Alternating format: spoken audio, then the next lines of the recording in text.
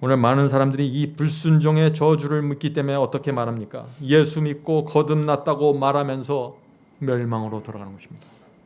나는 작년 몇 월 며칠에 구원받았습니다 말하는데 불순종의 저주 속에서 살아가는 것이에요. 지금 기독교 전체에서 무서운 일이 벌어지고 있습니다. 여러분들 그 모습을 보셔야 됩니다.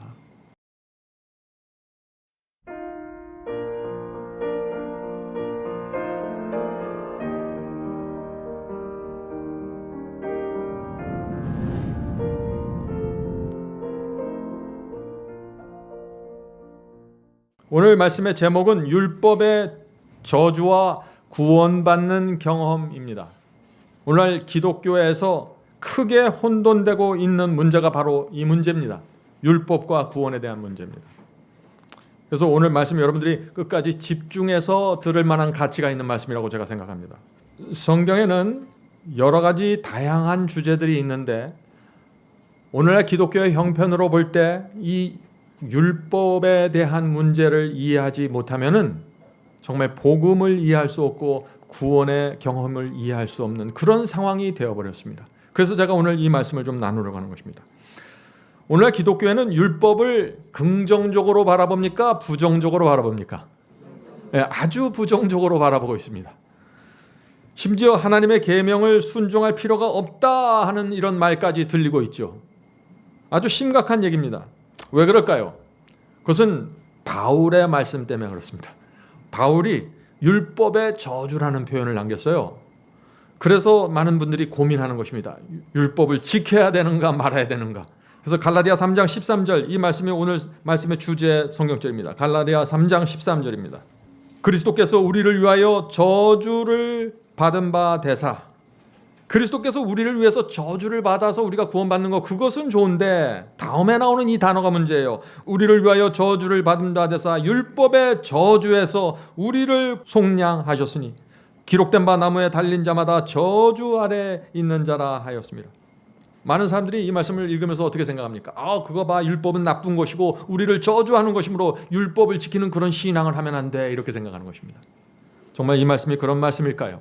그래서 오늘 저희가 율법이 정말 어떤 것인지 또 율법의 저주가 무엇인지 좀 살펴보려고 하는 것입니다.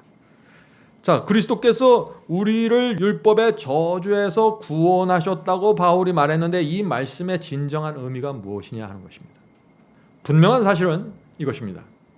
주님을 믿는다고 모든 사람들이 구원받는 것은 아니라는 것이죠. 그래서 어떤 사람들은 주님을 믿지만 율법의 저주를 받아서 멸망당하는 사람들이 생기는 것이고 또 어떤 사람들은 주님을 통해서 율법의 저주에서 구원받는 사람들이 생기는 것입니다. 교회 안에 두 무리가 있는 것입니다. 알곡이 있고 가라지가 있는 것처럼 양이 있고 염소가 있는 것처럼 율법의 저주를 받는 자들이 있고 율법의 저주를 벗어나서 해방되는 사람들이 있습니다. 자, 그래서 이 문제가 중요한 것이죠. 자, 그래서 율법의 저주를 받는다 하는 이 말씀의 의미가 무엇인가? 중요한 질문입니다. 자, 율법의 저주가 무엇인지를 알려면은 나를 그렇게 저주하는 율법의 종류가 있다는 사실을 알아야 됩니다. 율법의 종류가 있어요. 그래서 그 많은 종류들 중에 어떤 율법이 나를 정죄하고 나를 저주하는지 알아야 된다 하는 것이죠. 성경에서 율법이라고 할 때 몇 종류가 있는데 오늘 우리가 살펴보려고 하는 것은 십계명과 의식법입니다. 골로새서에 나온 말씀에 의하면 의문의 율법이죠. 바울이 편지서에서 결코 따라가지 말라고 반대하고 금지했던 법은 어떤 법입니까? 의식법. 자, 의식법이 무엇인가요? 할례와 절기와 양잡아 제사 드리는 의식들. 이것을 모세가 기록했는데 이것을 의식법이라고 얘기하는 것입니다. 자, 유대인들은 수천 년 동안 이 의식법의 절차와 예식을 통해서 죄를 사함받았죠. 그리고 구원을 경험하고 구원받았습니다. 그런데 바울은 왜 이 의식법을 더 이상 지키지 말라고 금지시켰을까요? 왜냐하면 예수께서 십자가에 돌아가셨을 때 그것은 구약 성소 시대에 있었던 그 제사 제도의 끝을 의미하는 것이기 때문입니다. 자, 왜 그럴까요? 예수께서 십자가에 돌아가실 때 하나님께서 이 제사 제도의 종말을 고하는 놀라운 사건을 하나 보여주셨어요. 그것이 무엇입니까? 성소에서 휘장이 둘로 찢어지는 일이 생겼죠. 자, 그 말씀이 어디에 있나요? 마태복음 27장에 나옵니다. 마태복음 27장 50절 51절. 예수께서 다시 크게 소리 지르고 영혼이 떠나시다. 이제 돌아가신다는 것이죠. 이에 휘장이, 예수께서 돌아가시는 그 순간 성소 휘장이 위에서부터 아래까지 찢어져 둘이 되고, 이 휘장이 아래서부터 찢어갖고 위로 찢었다면 뭐 사람이 찢을 수도 있겠죠. 위에서부터 찢어져 내려왔어요. 하나님께서 하신 것입니다. 그런데 왜 성소 휘장이 예수께서 십자가에서 돌아가시는 순간 찢어졌을까요? 왜 하나님께서 그런 장면을 사람들에게 보여주셨을까요? 더 이상 이 유대인의 성소, 지성소에 하나님께서 임재하지 않겠다는 것입니다. 성소 시대가 끝났다는 것입니다. 예수께서 피로써 새 언약을 맺으셨기 때문에 더 이상 이제 성소에 와서 동물의 피가 흘려질 필요가 없게 된 것입니다. 예수 그리스도의 피가 있기 때문에 그런 것이죠. 그래서 예수께서 피로써 새 언약을 맺었다 하는 것입니다.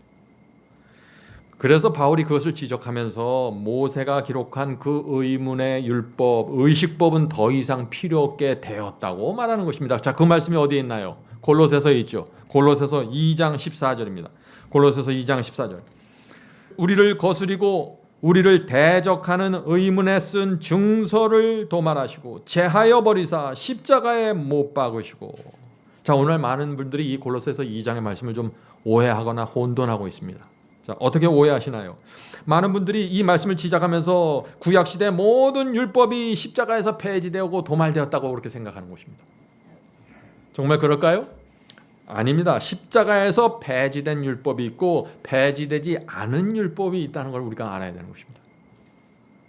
많은 분들이 이것을 놓치고 있죠. 성도 여러분, 십자가에서 그러면 폐지된 율법이 무엇입니까? 그것이 의식법이죠. 제사제도와 할례를 규정한 의문의 율법입니다. 그러면 폐지되지 않은 율법이 있는데 그것이 무엇인가요? 그것이 바로 십계명입니다. 자, 이 둘을 혼돈하면 참 심각한 문제에 빠지죠. 어떤 문제에 빠질까요? 폐지된 율법을 열심히 지키는 사람들이 생기게 돼요. 오늘날 그런 사람들이 있죠. 기독교에 절기까지 지켜야 된다고 주장하는 분들 있잖아요. 의문의 율법은 지금 골로새서에서 십자가에서 폐지됐다고 했는데 그 폐지된 율법을 열심을 다해서 지키게 되는 것입니다. 왜요? 율법에 대한 오해가 생겼기 때문에 그렇습니다. 오해하면 어떻게? 폐지되지 않는 또 십계명을 또 폐지시켜버려요. 구약시대 율법이 내려오다가 십자가에 와서 폐지된 율법과 폐지되지 않는 율법으로 딱 나눠지면서 지금 가는 건데, 이것을 혼돈하기 때문에 지켜야 될 건 안 지키고 지키지 말아야 될 건 지키는 이런 문제가 생겼다 하는 것입니다. 이해하시겠습니까? 네. 그래서 바울의 서신서에서 율법에 대해서 말할 때 그가 폐지된 율법을 말하고 있는지 폐지되지 않은 율법을 말하고 있는지 구분해서 읽는 것은 중요하다는 것이죠. 자, 그러면 이제부터 모세가 기록한 이 의문의 율법, 의식법과 십계명이 어떻게 다른지 좀 살펴보도록 하겠습니다. 전혀 다른 것입니다. 자, 의문의 율법과 십계명은 그 법이 주어진 목적과 이유와 내용과 기록하신 분과 보관하는 장소와 모든 것이 다릅니다. 십계명은 누가 기록하셨습니까? 하나님께서 당신의 손으로 두 돌비에 기록하셨죠. 십계명은 도덕법입니다. 인간의 양심을 지배하는 법입니다. 그래서 십자가에서 폐지될 수 없는 것이에요. 하나님께서는 십계명을 지성소 어디에 보관하라고 그랬어요? 법궤 안에다가 보관하라고 그랬습니다. 자, 의문의 율법, 이 의식법은 모세가 절기들과 성소 의식에 대해서 기록한 법인데 이 법은 어디에 기록되어 있어요? 두루마기에 기록됐습니다. 두루마리에. 예?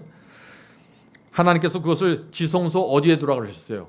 법궤 밖에 두라고 했습니다. 그래서 장소와 내용과 다 달라요, 이게. 야고보는 이 십계명을 뭐라고 불렀죠? 최고의 법이라고 불렀습니다. 그런데 바울은 골로새서 2장에서 이 의문의 율법을 어떻게 뭐라고 불렀어요? 십자가에서 도말되고 폐해졌다고 말하는 것입니다. 그래서 이 의문의 율법과 십계명은 전혀 다른 법입니다. 그래서 이것을 혼돈할 때 완전히 복음을 오해하게 되는 것이죠. 자, 이제 십계명과 의문의 율법이 어떻게 다르다는 걸 여러분들이 이해하셨습니까? 네. 자, 또 바울은 이 십자가에서 폐지된 이 의문의 증서, 의식법을 가리켜서 그림자라고 불렀습니다.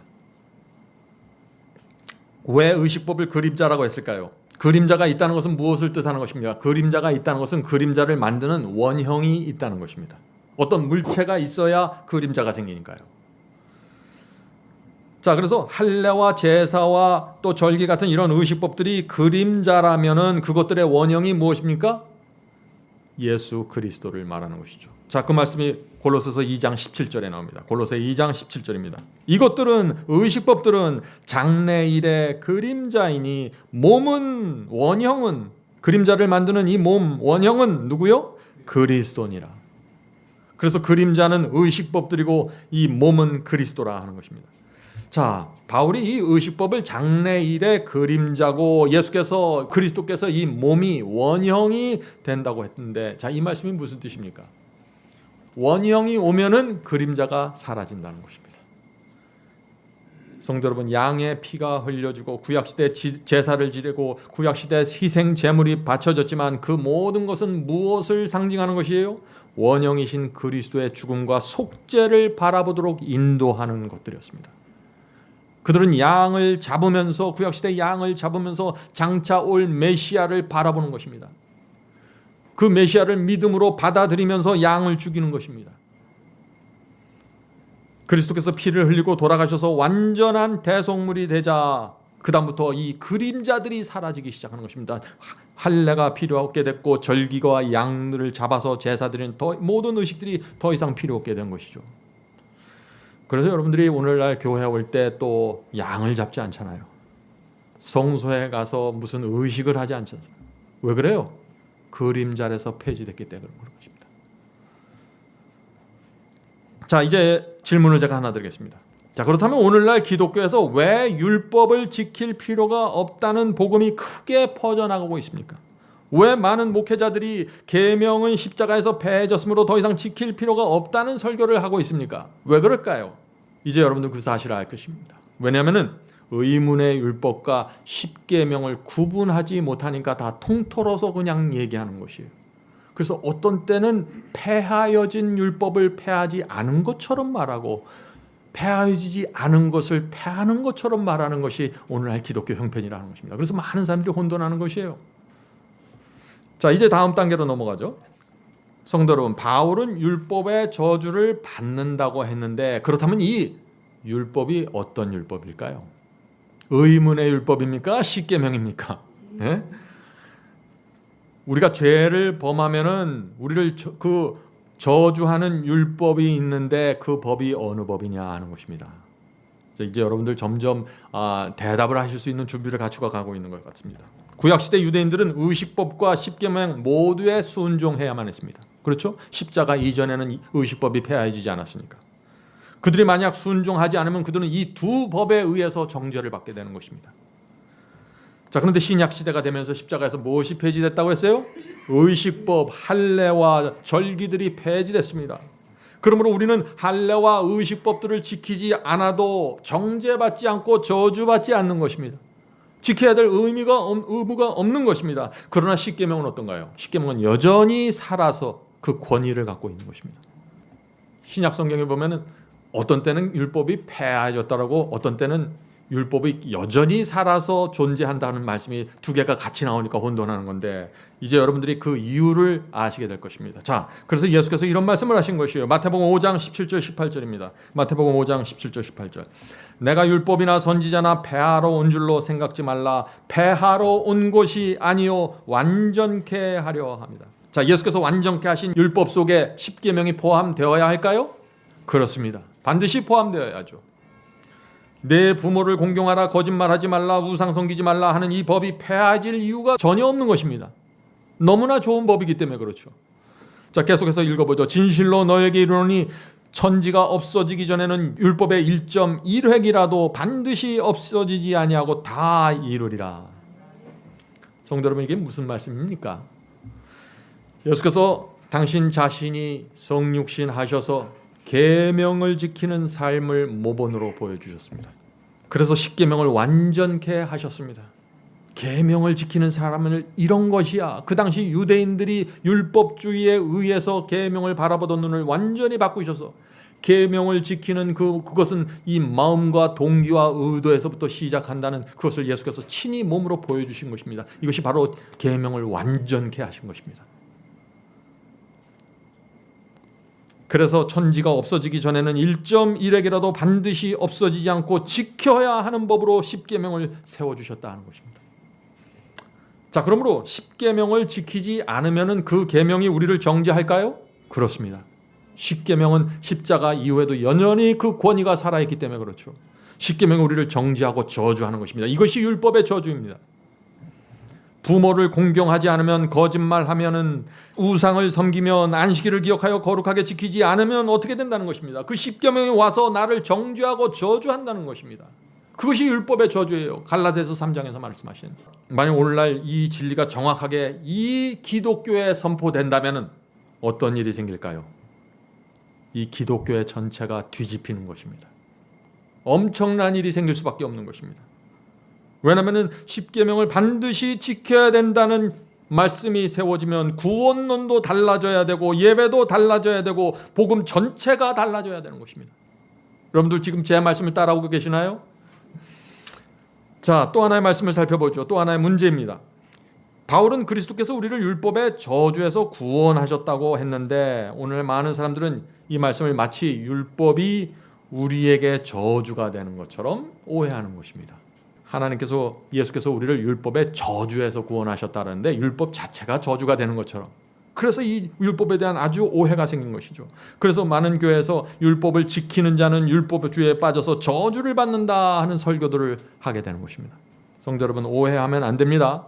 바울의 말씀을 잘 들어보세요. 바울은 십자가에서 우리를 율법의 저주에서 구원해 준다고 했지 율법을 지키지 않아도 된다고 말하지 않았어요. 율법의 저주에서 구원하신다 그랬지. 십자가는 우리를 율법의 저주에서 구원하는 것이지 율법을 지키지 않아도 된다고 말하는 것이 아니에요. 율법에 대한 계명에 대한 의무에서 해방시켜 주는 것이 아닙니다. 십자가에서 예수께서 돌아가셨다고 해서 거짓말해도 되나요? 십자가에서 예수께서 돌아가셨다고 해서 간음해도 됩니까? 우상을 섬겨도 되나요? 아니죠. 십자가를 정말 알고 그분의 사랑에 감동받으면 그런 것들을 안 하게 되는 것이죠. 십자가를 통해서 계명을 지킬 수 있는 마음을 받게 되는 것입니다. 자연히.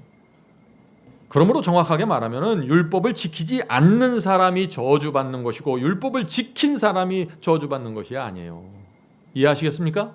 예. 자, 부모를 공경하지 않으면, 거짓말을 하면, 우상을 섬기면 어떻게 됩니까? 십계명이 와서 저에게 너는 죄를 범했다고 정죄하는 것입니다. 성령께서 제 가슴 속에, 양심 속에 말해주시는 것입니다. 그러면서 죄의 값은 사망이고 멸망이라고 저주하는 것입니다. 이것이 율법의 저주입니다. 그리스도의 피가 바로 이 저주에서 우리를 건져내신다는 것입니다. 어떻게 해요? 우리가 범한 죄를 놓고 주 앞에 나가, 주님, 제가 오늘 이 계명을 범했습니다. 저를 용서하여 주시옵소서. 당신의 피로 죄를 사하여 주시고 이 율법의 저주에서 저를 구원하여 주시옵소서. 이것이 바울이 갈라디아 3장에서 말한 그리스도께서 우리를 율법의 저주에서 구원하신다는 의미입니다. 얼마나 아름다운 복음입니까? 성도 여러분, 이것이 그리스도의 십자가의 놀라운 은혜이고 공로인 것입니다. 십자가의 피와 은혜가 아니면 누구도 무엇도 이 율법의 저주에서 빼낼 수가 없는 것입니다. 그러므로 우리가 하나님의 계명을 범하면 어떻게 될까요? 그리스도께 달려가야 되죠. 그분 앞에 납작 엎드려서 죄 사함을 받고 이 불쌍한 죄인을 율법의 저주에서 구원해 달라고 매달려야 되죠. 하나님께서 그럼 받아주시고 그리스도의 피를 보시면서 용서해 주신다는 것입니다. 이것이 복음입니다. 십자가에서 피를 흘렸기 때문에 우리가 이제 계명을 지킬 필요 없습니다. 이제 그리스도 안에 있는 모든 자는 정죄함이 없습니다. 여러분들 원하는 대로 감사하면서 사십시오. 계명을 범하든지 범하지 않든지 그것은 우리의 구원과 아무런 상관이 없습니다. 이것이 거짓 복음이에요. 성도 여러분, 오늘날 현실을 보십시오. 정직한 눈으로 오늘날 기독교의 현실을 보세요. 여러분들 주변 사람들을 보세요. 얼마나 많은 사람들이 믿음이 구원의 유일한 조건이라고 말하면서 계명을 무시하고 있습니까? 주님을 믿기 때문에 계명에 순종하지 않아도 정죄받지 않는다고 생각하는 사람들이 얼마나 많나요? 이것이 무슨 얘기예요? 내가 주님을 믿으면 간음해도 정죄받지 않는다는 얘기예요. 내가 주님을 믿으면 우상을 섬겨도 정죄받지 않는다는 얘기예요. 이거 얼마나 무서운, 참담, 정말 무서운 얘기입니까, 이것이. 그래서 제가 너무나 답답해서 오늘 이 말씀을 드리는 거예요. 그래서 오늘날 수많은 사람들이 주님을 믿는다고 하면서 아무런 두려움 없이 율법의 저주 속에서 살아가고 있는 것이에요. 율법을 범하는 순간 율법은 우리에게 와서 정죄를 하고 저주를 합니다. 우리를 멸망으로 끌고 갑니다. 그런데 오늘 많은 사람들이 내가 주님을 믿고 거듭났기 때문에 나는 율법의 저주를 받지 않을 거야. 나는 계명을 범하고 하나님의 말씀에 순종하지 않아도 여전히 나는 구원받은 상태에서 평안하게 살 수 있어. 이렇게 생각하니 얼마나 답답해요. 그래서 오늘 많은 사람들은 율법을 싫어합니다. 심지어 어떤 분들은 율법은 우리에게 저주를 가져온다고 말하죠. 정말 그럴까요? 성경은 정반대의 말씀을 하고 있는 것입니다. 오늘날 정말 율법을 싫어하는 분들이 이런 말씀을 들으면 좀 생각을 좀 바꿔줬으면 좋겠습니다. 자, 시편 119편 7절입니다. 시편 119편 7절. 여호와의 율법은 완전하여 영혼을 소생시키고. 어떻게 여호와의 율법이 우리의 영혼을 소생시킬까요? 어떻게요? 내 속에 죄를 범할 때 내가 율법 앞에 서면 내가 죄인이라는 걸 알죠. 율법은 나를 정죄합니다. 내가 무슨 죄를 졌다고 금방 율법은 난 가르쳐 주는 것입니다. 그러면 제가 그 영혼의 고통을 갖고 주 앞에 나가서 그 죄를 사함받게 되는 것입니다. 율법의 정죄와 율법의 저주 속에서 죽어가는 나를, 율법이 나를 그리스도께 인도해서 그리스도께 나가서 생명을 받게 하니까 지금 이 시편 기자는 여호와의 율법은 완전한 영혼을 소생시킨다고 말하는 것이 아닙니까? 율법에 감사해야죠. 하나님께서 율법을 주신 이유와 의도와 목적이 있는 것입니다. 잠언 29편 18절 보겠습니다. 잠언 29편 18절. 묵시가 없으면 백성이 방자히 행하거니와 율법을 지키는 자는 복이 있느니라. 얼마나 분명합니까? 율법을 지키는 사람이 저주받는 것이 아니라 지키면 복을 받습니다. 하나님의 약속입니다, 이것이. 우리도 자녀들에게 그렇게 말하지 않아요? 성도 여러분, 율법을 지키는 사람은 저주받는 것이 아니라 복을 받게 된다는 것입니다. 부모를 공경하고 우상을 섬기지 않고 거짓말을 하지 않는데 복을 받아야지 왜 저주를 받습니까? 말이 안 되는 것이죠. 그래서 이사야 48장 18절에 이런 말씀이 있는 것입니다. 이사야 48장 18절입니다. 슬프다. 네가 나의 계명을 듣지 아니하였도다. 순종하지 않았다는 얘기죠. 만일 들었다면, 만일 계명을 지켰다면, 순종했다면 네 평강이 강과 같이 같았겠고 내 의가 바다 물결같이 같을 것이며. 성도 여러분, 이 말씀을 한번 읽어보세요. 이것이 저주처럼 들리십니까? 아니죠.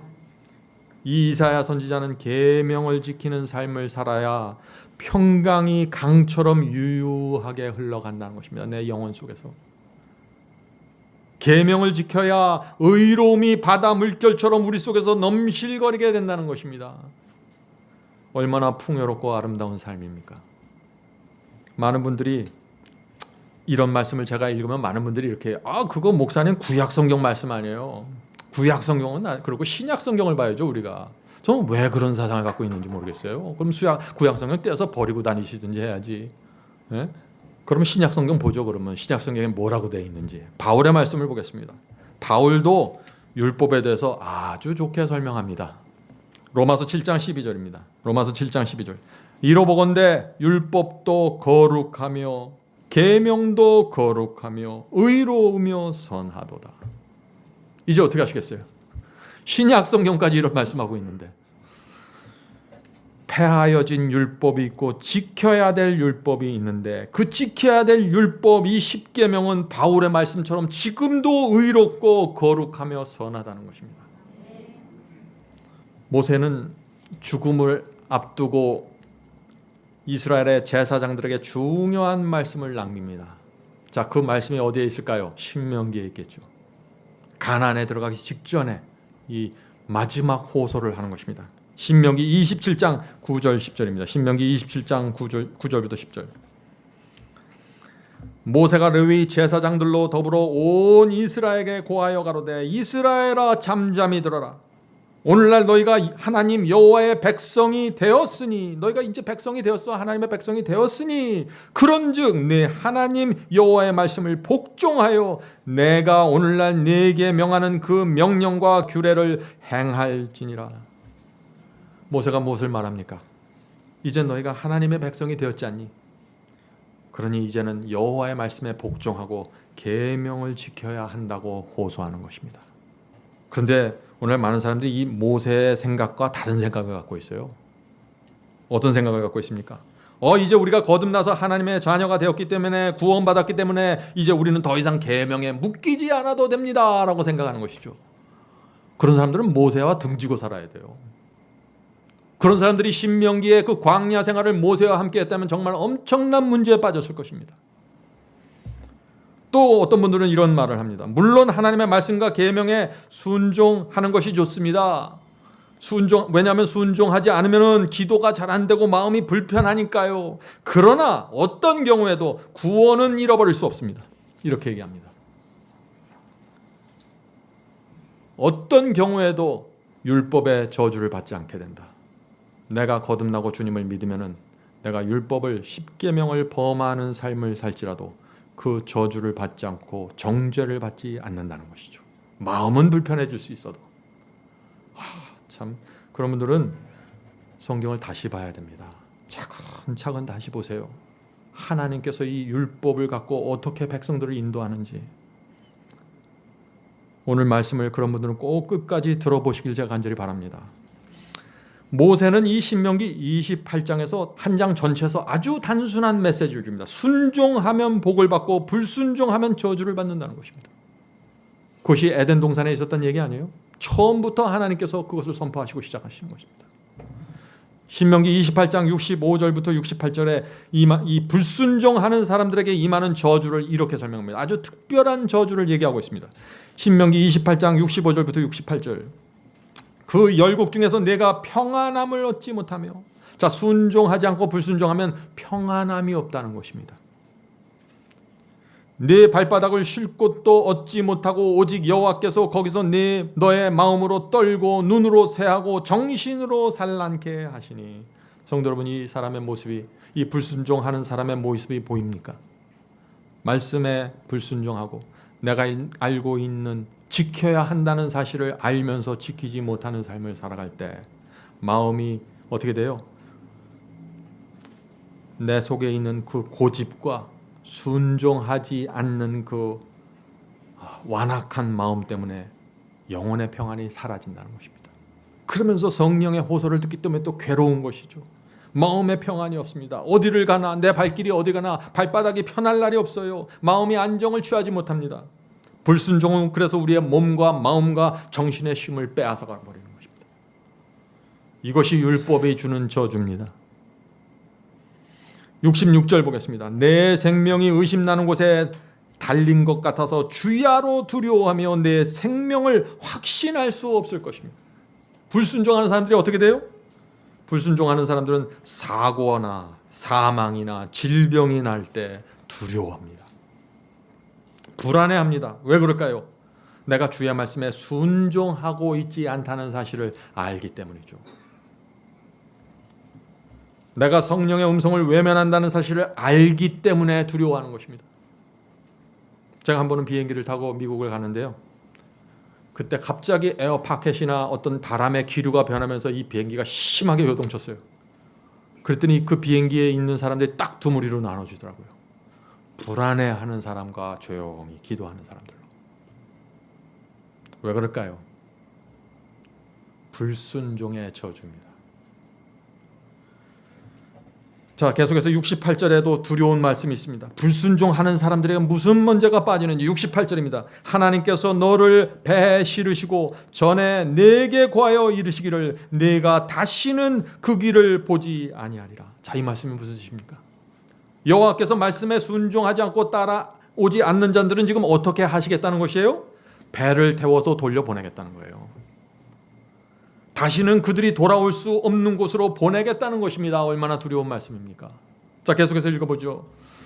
네가 다시는 그 길을 보지 아니하리라. 하시던 그 길로 너를 애굽으로 끌어가실 것이라. 거기서 너희가 너희 몸을 대적에게 노비로 팔려 하나 너희를 살 자가 없느니라. 노비로도 받아주지 않는 사람들로 돼버리는 거예요. 무슨 뜻입니까? 이 말씀이 이스라엘 백성에게 지금 하시는 말씀입니다. 이 속에는 이스라엘의 제사장들이 있었어요. 이 속에는 거듭난 사람들도 있었습니다. 이스라엘 백성이 하나님의 놀라운 능력을 통해서 애굽을 떠나서 홍해를 건너서 광야로 들어가서 구원을 받았습니다. 지금 구원받은 사람들에게 하는 얘기예요. 그 백성이 지금 가나안 바로 앞에 서 있는 것입니다. 신명기는 가나안 바로 앞에서 주시는 말씀이죠. 자, 그런데 하나님께서 그 백성을 다시 애굽으로 돌려보내서 노예로 만드시겠다는 거예요. 그런데 애굽 사람들이 너희를 사지도 않을 거야. 그렇게 말씀하시는 거예요. 성도 여러분, 이것이 바로 불순종의 저주입니다. 저와 여러분이 가나안 바로 앞에 서 있을지라도 하나님의 말씀에 순종하지 않는 삶을 살면은 다 허사라는 것입니다. 하나님께서 그들을 배에 태워서 다시 애굽으로 돌려보내시겠다는 것이에요. 순종과 불순종이 그렇게 가벼운 문제가 아닙니다. 믿기만 하면 다 되는 것이 아니에요. 그런데 하나님께서 이렇게 홍해를 가르시고 광야를 지나서 지금 이 가나안 바로 앞까지 왔는데 왜 그 백성을 애굽까지 다시 돌려보내실까요? 이사야 29장 13절 이 말씀 때문에 그러는 거예요. 이사야 29장 13절. 주께서 이르시되 이 백성이 입으로는 나를 가까이하며 입술로는 나를 공경하나 그들의 마음은 내게서 멀리 떠났나니. 마음 때문에 그런 거예요. 마음 때문에. 입으로 말하는 것은 소용이 없습니다. 마음의 진실함이 중요한 것이죠. 마음의 진실하면 순종하게 되니까. 성도 여러분, 지금 제가 무엇을 말하는 것입니까? 홍해를 건너서 구원받은 사람도 광야를 지나 가나안 앞에 서 있는 사람일지라도 신앙이 입에서 끝나고 그 마음이 순종으로 이어지지 않으면 다시 애굽으로 돌아가서 노예로 팔린다는 것입니다. 이것이 불순종의 저주입니다. 누가 한번 구원받으면 영원히 구원이 개런티 된다고 말하나요? 성경 어디에도 그런 말씀은 없는 것입니다. 오늘 많은 사람들이 이 불순종의 저주를 묻기 때문에 어떻게 말합니까? 예수 믿고 거듭났다고 말하면서 멸망으로 돌아가는 것입니다. 나는 작년 몇 월 며칠에 구원받았습니다 말하는데 불순종의 저주 속에서 살아가는 것이에요. 지금 기독교 전체에서 무서운 일이 벌어지고 있습니다. 여러분들 그 모습을 보셔야 됩니다. 자, 이 성도 여러분, 이 불순종의 저주는 실제적으로 우리의 삶에 나타납니다. 자, 어떤 모습으로 나타나게 될까요? 순종하지 않잖아요. 순종하지 않으면은 우리의 몸과 마음이 병들어가기 시작합니다. 왜 그럴까요? 진리가 무엇인지 알지만 내 마음이 성령과 대적해서 계속해서 싸우기 때문에 힘이 든 것입니다. 정신적으로, 영적으로, 이 육체적으로 참 어렵게 되는 것입니다. 혹시 여러분들 양심의 가책을 느끼십니까? 잘 생각해 보세요. 불순종의 문제일 수가 있는 것입니다. 혹시 여러분들 구원을 잃어버린 것 같은 불안감 속에서 살아가시나요? 불순종의 문제가 깊이 개여되어 있을 것입니다. 영혼의 평안이 없습니까? 불순종의 문제입니다. 열심히 선을 베풀고 전도하는데 이상하게 자꾸 정죄를 받는 느낌이 드나요? 불순종의 문제가 있는 것입니다. 하나님의 말씀에 순종하지 않으면서 떡을 돌리고 선교를 하고 책을 돌리는 것입니다. 저는 그런 분들을 많이 봤습니다. 주님을 영접했는데 믿음에 대한 확신이 없습니까? 불순종의 문제입니다. 성령께서 여러분 마음속에 확신을 주질 못하는 것이에요. 이유 없이 마음이 괴롭고 불편하십니까? 이런 분들은 혹시 내가 알면서 순종하고 있는 것이 없는지 살펴보아야 합니다. 그런 것들이 없는데 괜히 마음이 불편하다. 그럴 때는 믿음으로 하나님께 나가서 도움을 구하십시오. 그것은 죄와 상관없이 이루는 단순한 감정의 어두움이기 때문에 그런 것입니다. 성도 여러분, 아무리 나는 구원받았다고 고백할지라도 불순종은 실제적으로 내 영과 혼과 몸 전체에 영향을 주면서 무너뜨려가는 것입니다. 내가 말하고 고백하는 건 상관없이 이것은 실제적으로 내 정신 속에서 양심 속에서 이루어지는 거기 때문에 결국은 나에게 큰 해를 끼친다는 것이죠. 성도 여러분, 이 모세는 광야 생활을 하면서 계속해서 애굽에서 나올 때부터 계속해서 이 이스라엘 백성들에게 두 가지 선택을 주면서 그들을 이끌어 왔어요. 애굽을 떠날 것인가 말 것인가 당신들이 결정해라. 홍해를 건널 것인지 말 것인지 당신들이 결정하십시오. 만나가 내려오는데 먹을 것인지 말 것인지 결정하십시오. 금송아 세워줄 때 당신들이 결정하십시오. 세울 것인지 말 것인지. 계속해서 두 가지 선택을 주었습니다. 그것은 순종과 불순종의 선택이었죠. 그래서 이 이스라엘 백성들은 계속해서 광야를 지나면서 순종의 복과 불순종의 저주를 선택하면서 계속 한 발 한 발 가는 것입니다. 이것이 이스라엘 역사 아닙니까? 이것이 광야 생활이었고, 그래서 날마다 그들은 복과 저주를 선택하면서 살았던 것입니다. 그래서 신명기 28장에서 가나안 바로 앞에서 모세가 죽기 전에 다시 한번 이 복과 저주를 얘기하는 것이죠. 저와 여러분도 마찬가지입니다. 날마다 둘 중에 하나를 선택하면서 살아가는 것입니다. 우리 속에서 육체의 충동이 올 때 여러분 선택하셔야 돼요. 내가 이 충동대로 내 감정을 부리고, 내가 충동대로 돈을 사랑하고, 내 충동대로 저 사람과 싸우고, 충동대로 원수를 갚을 것인지, 아니면 내가 주의 성령을 붙잡고 복의 길로 갈 것인지. 중요한 얘기입니다. 자, 이제 질문 하나 드리겠습니다. 왜 순종하면 복을 받고 불순종하면 저주를 받게 될까요? 하나님께서는 우리를 기복신앙으로 사람들을 끌어모아서 이끌어가는 분이 아닌 것을 우리가 아는데 왜 순종하는 사람들만 구원받게 됩니까? 하는 질문입니다.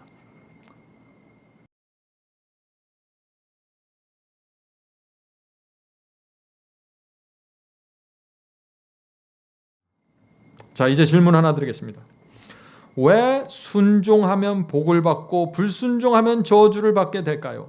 하나님께서는 우리를 기복신앙으로 사람들을 끌어모아서 이끌어가는 분이 아닌 것을 우리가 아는데 왜 순종하는 사람들만 구원받게 됩니까? 하는 질문입니다. 믿기만 하면 다 구원시켜 주시지 왜 순종하는 사람들이 구원받게 됩니까? 결국에는. 즉 그 질문을 하는 것입니다. 이 질문에 여러분도 어떻게 대답하시겠어요? 성도 여러분, 우리 모두는 흑암 속에 있지 않았습니까? 하나님을 모르던 흑암 속에서 살아왔습니다. 사탄에게 붙잡혀 있던 사람들이에요. 그런데 하나님께서 우리를 어떻게 구원하셨습니까? 하나님께서 우리를 구원하시는 방법이 있습니다. 시편 기자의 말을 잘 들어보시기 바랍니다. 시편의 25장 5절에 이런 말씀이 있습니다. 시편 25장 5절. 주의 진리로 나를 인도하시고, 무엇으로 인도해요? 우리를? 진리로. 우리가 흑암 속에 있을 때 우리가 어떻게 흑암을 빠져나왔나요? 진리로 인도함을 받고 빠져나온 것이에요. 여러분이 예언학교를 통해서 진리로 인도함을 받았기 때문에 여러분이 어둠 속에서 나오게 된 것입니다. 빛을 보기 시작한 것입니다. 주의 진리로 나를 인도하시고 가르쳐 주시옵소서. 그러므로 우리가 진리를 무시하고 외면하면 어떻게 된다는 얘기예요? 어둠 속에서 나올 수 없다는 것입니다. 계속해서 주의 진리로 나를 인도하시고 가르쳐 주옵소서. 주는 내 구원의 하나님이시니 내가 어떻게 해요? 종일 주를 기다리나이다. 얼마나 아름다운 성도의 모습입니까? 성도 여러분, 이것이 우리의 간증이 되어야 합니다. 주의 진리로 인도받기 위해서 종일 주를 기다리는 분들이 되셔야 되는 것이에요. 왜 종일 주를 기다릴까요? 그만큼 주님을 간절히 사모하는 것입니다. 그만큼 내가 진리를 원하는 것이에요. 그만큼 내가 의를 사모하는 것입니다. 지금 내가 처해 있는 암흑 속에서 나가고 싶어요. 그런데 이 속에서 꺼내줄 분은 주님밖에 없어요. 주께서 주시는 진리를 받아야 내가 지금 그 진리의 줄을 잡고 나가는 것입니다. 그래서 간절함이 필요한 것입니다. 그래서 간절한 분들은 말씀을 사모하기 때문에 먼 길을 마다하지 않게 되고, 또 어떤 분들은 진리를 받기 위해서 핍박과 외로움까지 받아내는 것입니다. 진리를 사모하기 때문에 그런 것이죠. 우리에게 그런 간절함이 있으면은 하나님께서 우리를 진리로 주셔서 구원의 중심으로 인도하신다는 것입니다. 점점 더 밝은 빛, 점점 더 분명한 진리를 주시면서 점점 더 깊은 구원의 경험으로 인도하시는 것입니다. 그런데 만일 우리가 이런 태도를 취하면 어떻게 될까요? 하나님, 저는 여기서 머물겠습니다. 여기까지만 빛과 진리를 받고 더 이상은 따라가지 않겠습니다. 제가 가진 이 빛으로 저는 만족하며 살아가겠습니다. 그런 사람들은 이미 받았던 빛과 진리도 사라지게 될 것입니다. 왜냐하면 속에서 성령을 거절하기 때문이죠. 다시 흑암 속으로 들어가는 것입니다.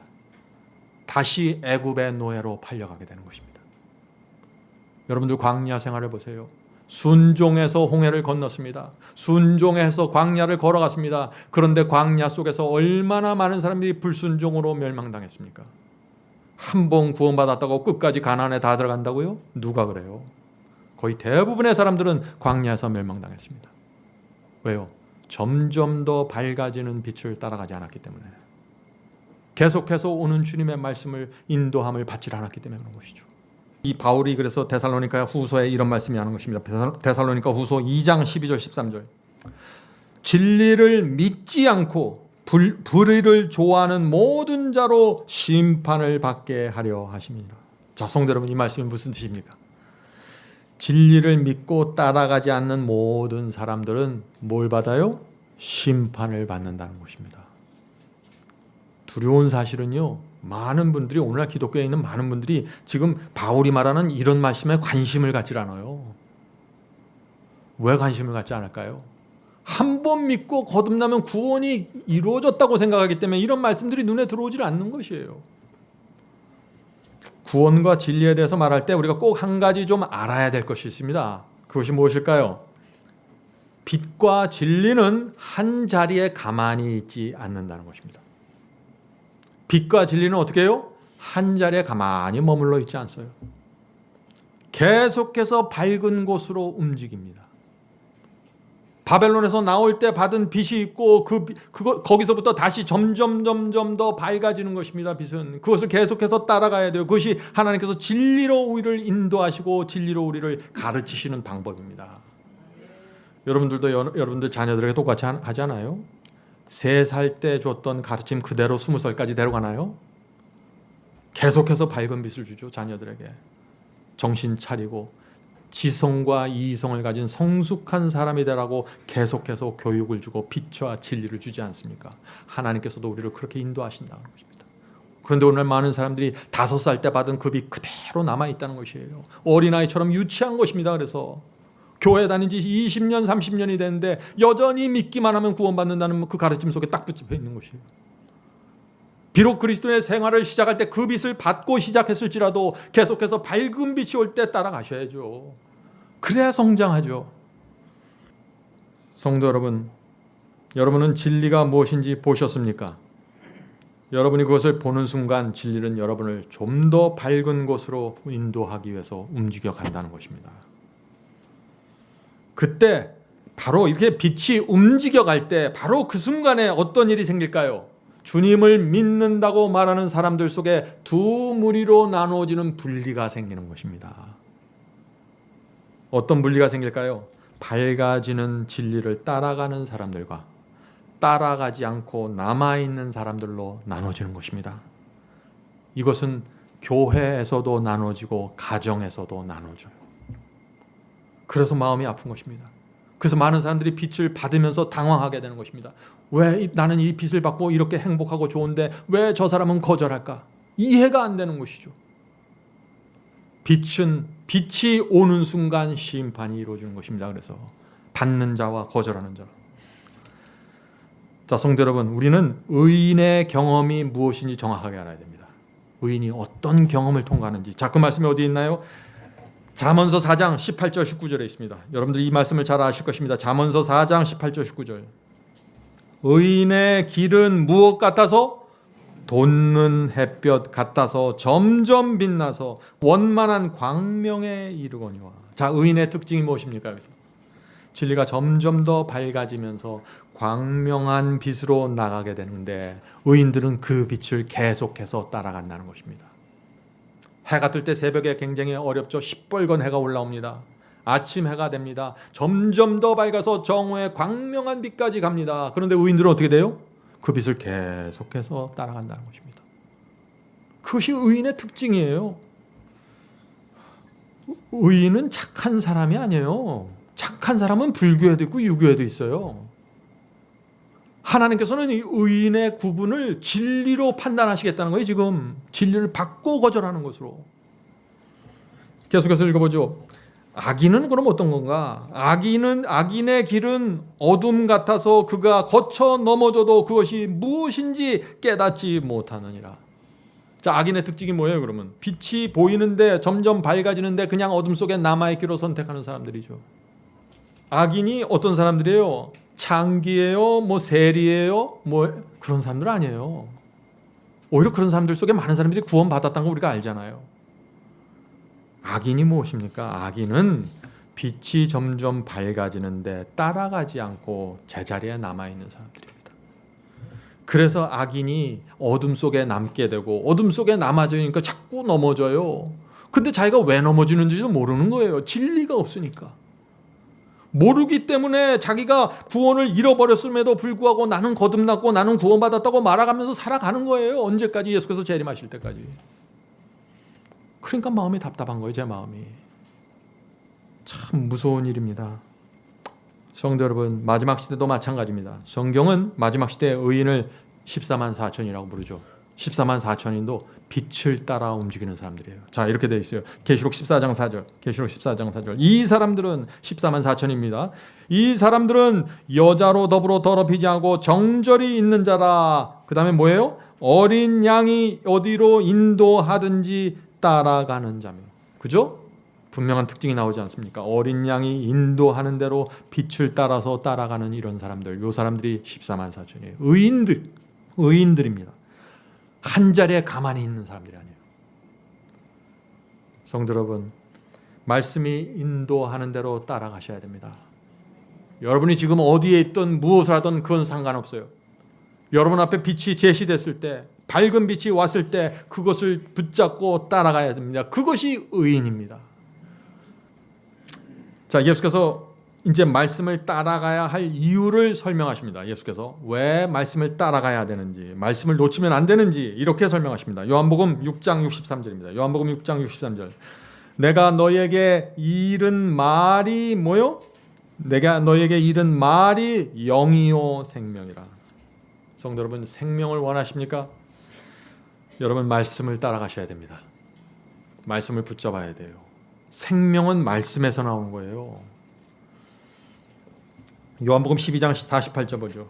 나를 버리고 나를 저버리고 내 말을 받지 아니할 자를 심판하실 리가 있으니. 자, 이 말씀이 무슨 뜻입니까? 주님의 말씀에 순종하지 않고 따라가지 않으면 어떻게 된다는 거예요? 심판하실 분이 있다는 것이, 너를 심판할 분이 있다는 것입니다. 계속해서 읽어보겠습니다. 내 말을 받지 아니할 자를 심판하실 리가 있으니 곧 나의 한 그 말이 마지막 날에 저를 심판하리라. 마지막 날에 주께서 하신 말씀이 우리를 뭘 해요? 우리를 심판하신다는 것입니다. 말씀이 우리를 심판한다는 것입니다. 자, 주의 말씀을 우리가 어떻게 취급했는가로 심판받는다는 것입니다. 그래서 순종이 중요한 것이에요.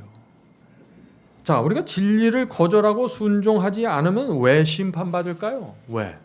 하나님께서 우리의 행위를 보고 심판하는 것이 아닌데 왜 우리가 순종하지 않으면 심판받을까요? 주께서 사람들이 순종하지 않는 정확한 이유를 아시기 때문입니다. 순종을 못하는 거 아니라 순종을 안 하는 거예요, 지금. 주님을 믿는 사람들이 왜 말씀에 순종하지 않습니까? 두 가지 이유가 있습니다, 여기는. 첫 번째 이유는 순종하지 않아도 구원받는다는 거짓 복음을 믿기 때문에 순종하지 않는 것이죠. 오늘 그런 사람들이 많이 있습니다. 오늘 많은 사람들이 그래서 이렇게 믿는 것이에요. 나는 작년 9월 26일에 거듭나고 구원받았습니다. 그러므로 나는 더 이상 율법의 정죄를 받지 않습니다. 순종하는가 하지 않는가는 나의 구원과 멸망에 전혀 영향을 줄 수 없습니다. 이렇게 생각하죠. 이런 교리를 믿으면 어떻게 돼요? 순종하지 않아도 되는 거예요. 믿기만 하면 되는 것입니다. 자, 순종하지 않는 두 번째 이유 무엇일까요? 말씀이 제시됐습니다. 그런데 순종하지 않아요. 왜 그럴까요? 전적으로 주님을 따를 마음이 없기 때문이죠. 말씀에 순종하려고 하면 문제가 생기기 때문입니다. 어떤 문제가 생길까요? 말씀을 따르려고 하는데 문제가 생겨요. 손해를 봐야 돼요. 희생을 해야 돼요. 내 평판이 흔들려요. 내가 아끼던 것을 잃어버리고 포기해야 돼요. 그래서 순종으로 나가지 못하는 거죠. 많은 분들이. 성도 여러분, 내가 주께서 주신 이 진리를 거절하겠습니다. 순종하지 않겠습니다. 라고 말하는 것은 이게 무슨 뜻이에요? 이게 결국에는 진리보다 내 자신을 더 사랑한다는 것입니다. 우리 솔직해야 돼요. 이 면에 있어서. 그래야 회개하게 됩니다. 천국 가고 싶은 욕심은 있는데 이 세상을 더 사랑하는 거예요. 진리보다. 결국 빛과 진리가 올 때 무엇이 드러나는 거예요? 내가 가지고 있는 믿음의 실체가 드러나는 것입니다. 내가 거듭났다고 말하고 내가 진리를 믿는다고 말하지만 실제로 주의 말씀이 올 때 내가 그것을 어떻게 취급하는가에 따라서 진짜 내 속에 있는 것이 폭로돼 버려요. 그래서 심판받는 것이에요. 하나님의 말씀이 나에게 순종을 요구할 때 정말 내가 하나님을 믿는데 어떻게 믿는지가 나타난다 하는 것입니다. 이것이 알곡과 가라지로 나누어지는 과정입니다. 이것이 심판이 이루어지는 모습입니다. 진리가 올 때, 빛으로 다가올 때 그때 조심하셔야 돼요. 진리가 올 때 성령께서 우리 속에 말씀하실 때 그때 조심하셔야 돼요. 왜냐하면 그때가 알곡인가 가라진가 내가 가지고 있는 믿음의 정체가 드러나는 때이기 때문에 그렇다 하는 것입니다. 자, 성도 여러분, 오해하지 마십시오. 하나님께서 어떤 사람은 구원하고 어떤 사람은 멸망시키기로 작정하신 게 아니에요. 너는 가라지야, 너는 알곡이야 이렇게 하면서 하나님 마음대로 나눠 가시는 게 아니에요. 하나님의 마음은 무엇입니까? 하나님 전혀 그런 생각 없으세요. 여러분 같으면 모르겠어요. 여러분 자녀들을 나놓고 너는 알곡이야, 너는 가라지야 하면서 키우겠어요? 디모데전서 2장 4절입니다. 디모데전서 2장 4절.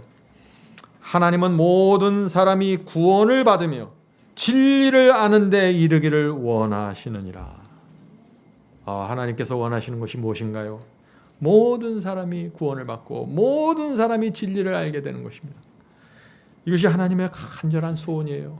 아버지 하나님의 소원입니다. 우리가 믿는 하나님은 이런 하나님이십니다. 얼마나 감사합니까? 하나님께서 모든 사람을 그런데 구원하기 원하는데 능력의 하나님, 우주를 만드신 창조주 여호와께서 모든 사람을 구원하시겠다고 지금 소원을 하고 지금 나오시는데 왜 구원받지 못하는 사람들이 생기냐 하는 얘기죠. 왜냐하면 우리가 진리를 밀어내고 세상을 선택하면 그런 결과가 생깁니다. 하나님의 소원과 상반된 결과가 생긴다는 것입니다. 세상을 사랑하고 나를 사랑해서 진리를 무시하고 버리니까 진리로 인도함을 받지 못하게 되고 구원받지 못하게 된다는 것입니다. 뭐예요? 하나님의 책임이 아니라 내 책임이라는 것이에요. 그래서 마지막 날에 내가 모든 책임을 지고 멸망으로 들어가게 되는 것입니다. 하나님께서 모든 길을 예비해 놓으셨습니다. 당신의 아들을 죽이셔서 그 피로 누구든지 원하기만 하면 구원받을 수 있도록 준비를 다 해놓으셨어요. 그런데 우리가 그것을 받지 않고 붙잡지 않으면 아무도 나를 구원해 줄 존재가 없다는 것입니다. 자, 그런데 문제가 있죠? 또 문제가 있습니다. 어떤 문제일까요? 우리가 정말 순종하려고 하는데 잘 안 돼요. 어떤 데 그렇잖아요? 왜 안 될까요? 바울은 이렇게 설명합니다. 로마서 8장 7절입니다. 로마서 8장 7절. 육신의 생각은, 자, 육신의 생각이 무엇인가요? 우리 육체 속에서 올라오는 생각입니다. 우리의 육체 속에서 올라오는 감정입니다. 육체 속에서 올라오는 충동이에요. 육신의 생각 때문에 문제가 생기는 것입니다. 육신의 생각은 하나님과 원수가 되나니 이는 하나님의 법, 즉 계명을 말하는 것이죠. 하나님의 계명에 굴복치 아니할 뿐 아니라 할 수도 없습니다. 여기에 문제가 있다는 것입니다. 우리의 타고난 본성은, 우리가 물려받은 본성은 계명을 지킬 수 없는 본성을 갖고 있는 것입니다. 그래서 예수께서 말씀과 성령으로 다시 태어나야 된다고 말씀하시는 것입니다. 다시 태어나야 돼요. 그래서 성경에 거듭남이 있는 것입니다. 새 마음을 받으라고 하는 말씀이 바로 거기에 있는 것이에요. 왜 받아야 돼요? 우리의 본성 때문에 그런 것이에요. 우리의 본성이 우리의 옛 마음을, 거듭나기 이전의 마음을 지배하고 있습니다. 그래서 내가 선을 행하려고 하는데 내 본성이 나를 지배하기 때문에 자꾸 악을 행하게 되는 거예요. 내 의지가 전혀 힘을 발휘하지 못하는 것입니다. 그래서 예수께서 새 마음을 받아라. 너희 가운데 이 마음을 품으라. 이는 곧 그리스도 예수의 마음이니. 그 마음을 품어야 본성의 지배에 끌려다니지 않는다 하는 것입니다. 새 마음을 받아야 되죠. 완악한 고집이 무너져야 합니다. 자존심이 깨져야 돼요. 하나님의 말씀에 어린아이처럼 순종하는 성도로 다시 태어나야 하는 것입니다. 성도 여러분, 율법의 저주에서 구원받는다는 것이 무엇입니까? 율법을 내가 잘 지켜서 율법의 조목을 하나씩 따져갖고 요것도 순종하고 저것도 순종해야지 하는 것입니까? 아니죠. 그것이 율법적인 신앙이에요. 율법의 저주에서 벗어나려면은 마음의 중심에서 이 문제가 해결이 돼야 돼요. 마음이 달라져야 됩니다. 순종하고자 하는 마음, 순종하고 싶은 마음을 받아야 됩니다. 간절한 마음을 받아야 돼요. 그 마음을 받아야 내가 감사로 순종할 수 있는 것입니다. 그것이 거듭남입니다. 거듭남은 무엇인가요? 제가 늘 말씀드리잖아요. 전에는 말씀이 지루했는데 이제 말씀이 너무나 감사합니다. 전에는 내가 이것을 좋아했는데 이제는 싫어졌습니다. 전에는 이것을 미워했는데 저 사람을 미워했는데 이제는 불쌍하게 봅니다. 새 마음을 받은 것입니다. 전에는 돈을 사랑했는데 이제 돈에 관심 없습니다. 먼저 그 나라와 그 의를 구하는 일만이 저의 가장 큰 희망입니다. 거듭난 것입니다. 이런 마음을 받아야 율법의 저주에서 벗어날 수 있고 순종의 삶을 갈 수 있고 좁은 길을 감사와 충성의 마음으로 끝까지 걸어갈 수 있다는 것입니다. 여러분은 이 마음을 원하십니까? 하나님께서 여러분을 정말 인도해 주시길 제가 간절히 바랍니다. 자, 바울은 그리스도인이 구원받는 방법을 분명히 설명했습니다. 자, 그 말씀 읽어보죠. 데살로니가 후서 2장 13절입니다. 데살로니가 후서 2장 13절. 주의 사랑하시는 형제들아, 우리가 항상 너희를 위하여 마땅히 하나님께 감사할 것은, 자, 우리가 하나님께 마땅히 감사해야 할 것이 있다는 것이에요. 자, 그것이 무엇일까요? 읽겠습니다. 하나님이 처음부터, 여기서 처음부터라는 것은 영원 전부터, 하나님께서 처음부터 영원 전부터 너희를 택하사, 하나님께서 태초부터 영원 전부터 우리를 선택하셨어요. 어떻게? 처음부터 우리를 구원하기로 작정하신 것입니다. 우리 모두를 구원하기로. 그래서 십자가를 세운 거예요. 십자가를 세운 이유는 누구는 구원하고 누구는 멸망시키려고 세운 게 아니에요. 모든 사람을 구원하기 위해서 세워진 거지. 그래서 이 구원에는 우리의 공로가 없는 것입니다. 하나님께서 태초에 작정하셨기 때문에 구원이 시작될 수 있기 때문에 우리의 공로가 없는 것이에요. 우리가 아무리 순종한다고 할지라도, 우리가 아무리 주님을 따라 말씀대로 산다고 할지라도 하나님께서 구원하기로 작정하지 않고 당신의 아들을 죽이지 않았으면 시작도 못하는 것입니다. 계속해서 읽어보죠. 너희를 택하사 성령의 거룩하심과 진리를 믿음으로 구원을 얻게 하려 하십니다. 성도 여러분, 하나님께서 처음부터 우리를 구원하기로 선택하신 것은 정말 감사해야 됩니다. 그죠? 그런데 하나님께서 우리를 택하셨다고 다 구원받는 것이 아니니까 지금 문제가 되는 것이죠. 내 속에 구원의 경험이 이루어져야 한다는 것입니다. 내가 구원을 전적으로 받아들이기로 선택해야 된다는 것입니다. 내 속에서 구원이 어떻게 이루어진다고 지금 바울이 말하고 있어요? 이 말씀 굉장히 중요합니다. 성령의 거룩하게 하심과 진리를 믿음으로 구원을 얻게 한다고 말씀하시는 것입니다. 제가 왜 진리를 따라가야 한다는 사실을 강조하나요? 구원 때문에 그런 것이에요. 바울이 말씀하시잖아요. 성령의 거룩하심과 진리를 믿음으로 구원을 얻게 하신다고 했어요. 두 가지 경험이 필요한 것입니다. 첫째, 진리를 믿는 경험이 필요한 것입니다. 진리를 믿지 않으면 시작도 할 수 없는 것이에요. 진리를 믿는 경험이 필요합니다. 둘째, 성령이 나를 거룩하게 하는 경험이 필요합니다. 진리가 필요하고 성령의 역사가 필요합니다. 두 가지가 필요한 것입니다. 그래서 이 그리스도인들은 이 문제를 깊이 있게 고민해 봐야 하는 것입니다. 말씀을 읽을 때 내가 진리가 무엇인지 지금 깨닫고 있는가? 말씀을 1년에 여러 번 통독하고 있는데 내가 진리를 깨닫고 있는가 체크해 보셔야 돼요. 말씀을 읽을 때 내 마음에 성령께서 역사하고 있는가 체크해 보셔야 돼요. 왜요? 바울이 구원은 두 가지로 이루어진다. 진리와 성령의 역사. 성경 말씀을 읽을 때 항상 진리를 깨닫고 그리고 빛을 받으셔야 되고 성령의 역사와 함께 이게 가야 된다는 것입니다. 그래야 구원이 이루어진다는 것입니다. 여러분은 말씀을 읽을 때 그래서 죄를 버리고 회개하는 심령이 생기십니까? 이게 진리와 성령으로 구원받는 경험입니다. 말씀을 읽을 때 내 뜻을 버리고 주님의 뜻을 붙잡는 역사가 일어납니까? 이것이 진리와 성령으로 구원받는 경험입니다. 말씀을 읽을 때 죄를 버리고 성령의 음성에 굴복합니까? 이것이 구원의 경험이에요. 이것이 진리와 성령으로 구원받는 경험이고 율법의 저주에서 구원받는 경험입니다. 오늘 교회 다니는 사람들이 성경을 열심히 읽죠? 1년에 여러 번 성경을 통독합니다. 그런데 진리를 깨닫지 못하고 성령의 역사 속으로 들어가지 못하는 것입니다. 그냥 내가 이 금년에 몇 번 읽었습니다 해서 끝나는 것이에요. 그래서 1년에 여러 번 성경을 통독하고 나서 연말이 되면 마음이 허전하고 공허한 것이죠. 성도 여러분, 진리를 온 마음으로 받아들이고 새 마음을 받는 경험이 없으면 결국에는 이 좁은 길을 끝까지 갈 수가 없어요. 이런 의미에서 요한 웨슬러가 맞았습니다. 요한 웨슬러가 뭐라고 했나요? 새 마음을 받지 않으면 구원이 없다고 했습니다. 회개의 열매가 없는 사람은 믿음이 없는 것이라고 설교했어요. 요한 웨슬러가 올바른 진리를 선포했던 것입니다.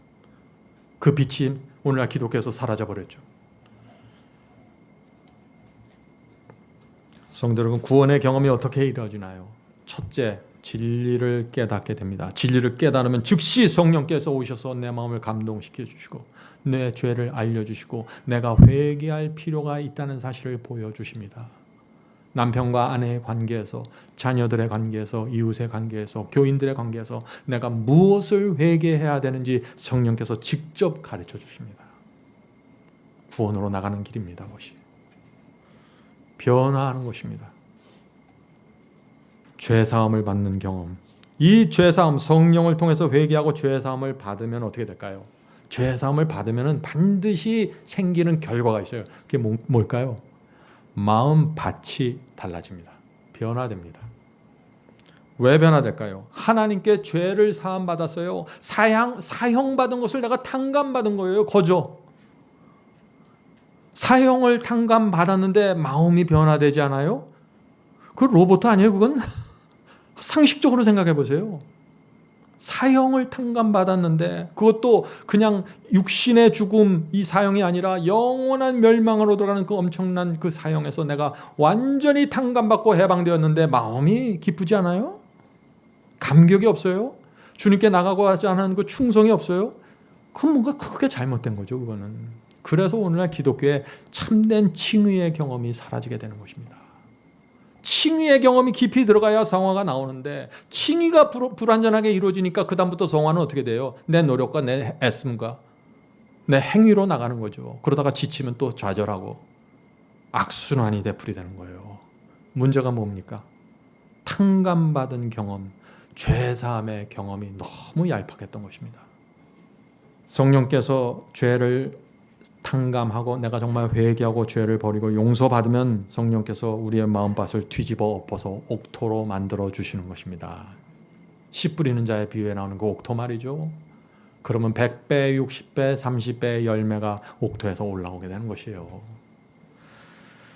자, 옥토가 무엇입니까? 그래서 죄를 용서받고 내 속에서 정죄와 죄책감이 떨어져 나갈 때 성령께서 만들어 주시는 마음이에요. 그것이 옥토입니다.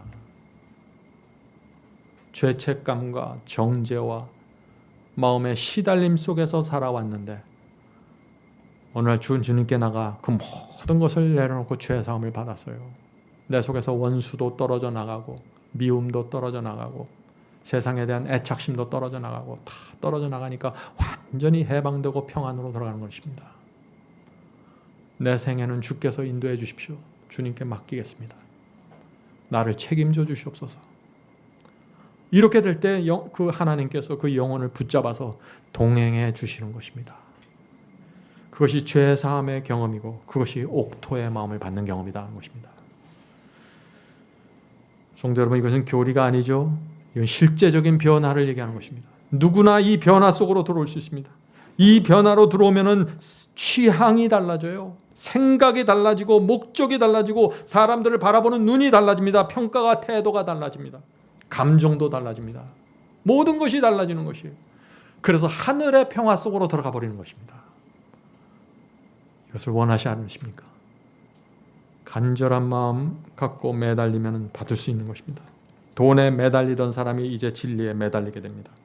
내 뜻대로 되지 않으면 속이 상해서 어쩔 줄 모르던 사람들이 이제 주님을 만나고 죄의 사함을 받으면 마음에 평안이 오고 나를 내려놓고 주의 섭리를 바라보면서 가게 된다는 것입니다. 이것이 변화입니다. 이것이 진리와 성령의 역사로 구원받는 경험입니다. 이제 말씀을 마치겠습니다. 성도 여러분, 우리 모두 예수님을 바라보게 되길 제가 간절히 바랍니다. 오늘 제가 율법에 대해서 얘기하고 순종에 대해서 얘기를 많이 했죠. 근데 이 모든 것은 예수님을 통해서 이루어지는 결과들입니다. 예수님을 옆에다 밀어놓고 내가 이런 것들을 만들어갈 수가 없다는 것이에요. 유대 제사장들과 백성들은 예수님을 죽이려고 하고 하나님의 율법을 건방지게 보일 정도로 무시했습니다. 그러나 예수께서는 어떤 분입니까? 그들을 여전히 불쌍히 여기셨고 동정하셨습니다. 여기에 우리의 희망이 있는 것입니다. 여러분들이 지난 생애 동안 어떻게 살아왔든지 간에, 지금 여러분들이 어떤 문제에 있든지 간에 이제 하나님의 동정과 불쌍히 여기심에 의지하십시오. 교만한 사람은, 어떤 교만한 사람은 나는 동정이 필요 없습니다, 난 내 힘으로 살겠습니다 말할지 모르지만 예수께서 불쌍히 여겨주시는데 희망이 시작되는 것입니다. 그것이 없으면 아무도 구원받을 수 없어요. 우리의 순종 때문에 구원받는 것이 아니에요. 예수님의 희생과 사랑과 동정 때문에 우리가 구원받게 되는 것입니다. 만약 예수께서 율법의 그 끔찍한 저주를 온몸으로 느끼면서 십자가에서 피를 마지막 한 방울까지 흘리면서 끝까지 매달려 있지 않았다면 저와 여러분의 순종과 굴복과 희생과 모든 것이 다 의미가 없는 것입니다. 예수께서 십자가에서 우리가 범한 이 죄의 값을 모두 갚아주지 않았다면 단 하나의 죄도 용서받을 수 없습니다. 구원은 이루어질 수 없는 것이죠. 성도 여러분, 예수께서 십자가에서 모든 것을 이루셨다고 하죠. 거기서 끝났나요? 그러면 아닙니다. 예수님은 지금 쉬고 있는 것이 아니에요. 십자가에서 피를 흘리고 돌아가시고 3일 만에 부활하셔서 하늘 성소에 올라가셨습니다. 거기서 지금 하나님 앞에 나가서 중보하시는 것입니다. 피 묻은 손을 올리면서 우리가 기도할 때마다 하나님 앞에 나가서 하늘에 계신 아버지, 지금 이 성도의 죄를 용서하여 주시옵소서. 하나님께서 내 피를 보시고 이 죄인의 죄를 용서하여 주시옵소서. 이런 중보의 사역이 지금 하늘에서 이루어지고 있지 않다면 저와 여러분 중 단 한 사람도 구원받을 수 없는 것입니다. 십자가에서 구원이 끝난 것이 아니에요. 하나님께서, 그리스도께서는 지금 쉬지 않고 날마다 계셔서 우리의 죄를 받아주시고 중보해 주시고 사해 주시는 것입니다. 그런 예수 그리스도의 공로가 없다면 우리 중 누구도 율법의 저주에서 빠져나갈 수 없는 것입니다. 그러므로 우리가 날마다 주 앞에 나가야 되는 것입니다. 바라보고 우리가 절망 속에 있을지라도 실망하지 말고 포기하지 말고 주님께 가십시오. 옛날 문둥병자들, 안진뱅이들이 수십 년 동안, 오랜 세월 동안 절망했습니다. 거의 포기할 뻔했죠. 그때 예수께서 만났죠. 다 고쳐주었습니다. 우리가 그런 심령으로 주 앞에 갈 때 치료해 주시고 우리를 살려주시는 것입니다. 성령께서 우리를 진리로 인도해 주시고 성령의 그 풍성한 은혜 속으로 인도해 주시길 제가 간절히 바랍니다. 하늘에 계신 저희들의 아버지, 하나님께서 저에게 진리를 보여주실 때 어린아이와 같은 단순한 심령으로 붙잡게 도와주시옵소서. 이 세상은 사라질 것이고 저희가 만지고 붙잡는 모든 것들도 다 허무하게 무너질 것들입니다. 영원히 남는 것은 저희의 신앙과 하나님의 말씀뿐이오니 저희가 이 세상의 환상 속에서 기만당하지 않도록 도와주시옵소서. 하늘에 계신 아버지, 저희가 진리를 간절한 마음으로 원합니다. 그렇게 할 때 성령께서 저희 속에 오셔서 저의 마음을 감동시켜 주시고 완악한 고집을 꺾게 도와주시옵소서. 목이 곧지 않도록 도와주시옵소서. 하나님 앞에 잘 익은 벼처럼 고개 숙일 수 있도록 도와주시옵소서. 하늘에 계신 아버지, 저희가 받은 이 진리 속에서 말라서 죽어가지 않도록 붙잡아 주시옵소서. 성령께서 저희의 마음에 감동하셔서 풍요로운 성품으로 발전될 수 있도록 인도해 주시옵소서. 하늘에 계신 아버지, 저희가 밝은 빛으로 가면 갈수록 저희가 성령의 풍요로움을 만날 수 있게 도와주시고 겸손함으로 주님께 나갈 수 있고 떨리는 손으로 천국문을 붙잡는 자마다 하늘에서 문이 열리고 받아주신다는 그 진리를 저의 마음에 새겨주시옵소서. 모든 말씀 예수님의 이름으로 간절히 기도드립니다.